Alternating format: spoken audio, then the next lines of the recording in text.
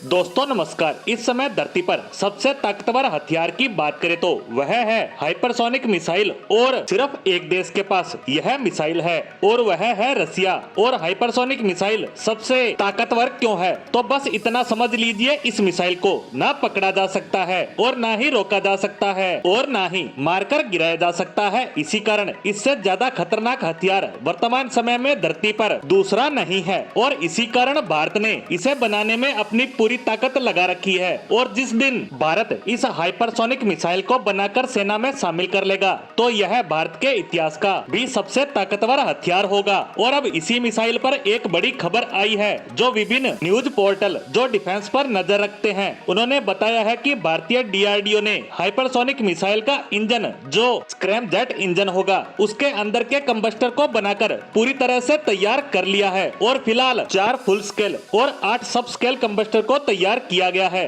और फिलहाल इन तैयार कंबस्टर की टेस्टिंग की जाएगी। वहीं इतने कंबस्टर बनाने का कारण है कि हम जल्द से जल्द इस मिसाइल को तैयार करने में लगे हैं। और कंबस्टर को इंजन का दिल भी कह सकते हैं, क्योंकि कंबस्टर के अंदर ही फ्यूल बर्न होता है और उसी प्रक्रिया को कंबक्शन कहा जाता है। और इसीलिए कंबस्टर बहुत ही महत्वपूर्ण है, क्योंकि इसके अंदर बहुत ज्यादा हीट पैदा होती है और इसे झेलने के लिए स्पेशल मेटल चाहिए, क्योंकि यह हीट से ब्लास्ट हो सकता है या पिघल सकता है। और हाइपरसोनिक मिसाइल के मामले में यह रिस्क और ज्यादा बढ़ जाता है, क्योंकि ये मिसाइलें कम से कम 5 मैक की रफ्तार से चलती है और इतनी तेज हाइपरसोनिक मिसाइल को देख पाना भी संभव नहीं होगा। वहीं इतनी ज्यादा रफ्तार से चलने के कारण हवा से इसका घर्षण भी काफी ज्यादा होगा और इससे हीट इतनी ज्यादा पैदा होगी कि मेटल के लिए असहनीय होगी। इसीलिए कंबस्टर के लिए मुश्किल परिस्थितियां होगी, क्योंकि एक तो इसके अंदर फ्यूल बर्न होने से गर्मी होगी, ऊपर से वातावरण का भयंकर दबाव, इतनी जबरदस्त स्पीड होने के कारण घर्षण से